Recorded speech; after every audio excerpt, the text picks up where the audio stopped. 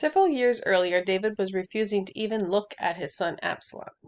Now his son is wanting to steal his throne, but David holds no hate in his heart towards him. He still loves his son.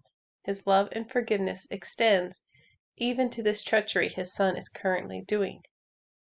This is how great our love and forgiveness should be, and how great God's love and forgiveness are. David's relationship with his son is broken, but his heart is still for him. Our sin tears us away from God. It's the nature of sin. Chosen sin is a rebellion against our Father. It means we've turned against Him. He keeps loving. He doesn't attack. He may need to turn us over to Satan for a time for discipline, only out of love and a desire for us to be safe, which means with Him. But He says to Satan, as David did with his commanders, "Deal gently with my son." We see in Job that Satan has to bow to God's demands. God puts limits on what Satan can do. It may not feel gentle at times, but Satan would love to utterly destroy and kill you. Now Joab doesn't obey the king's command, and Absalom is killed in not so gently a manner. That can't happen to us. Our Father's will must be carried out.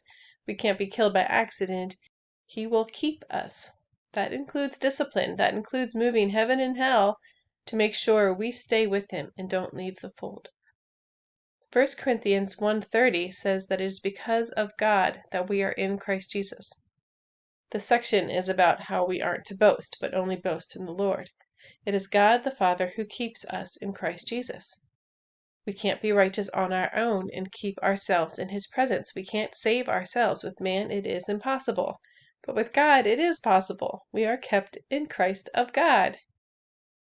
Surrender your life to God, and He will keep you. You can have assurance of salvation, not because we can all sin all we want and get forgiveness anyway, but because God Himself will keep you in His righteousness.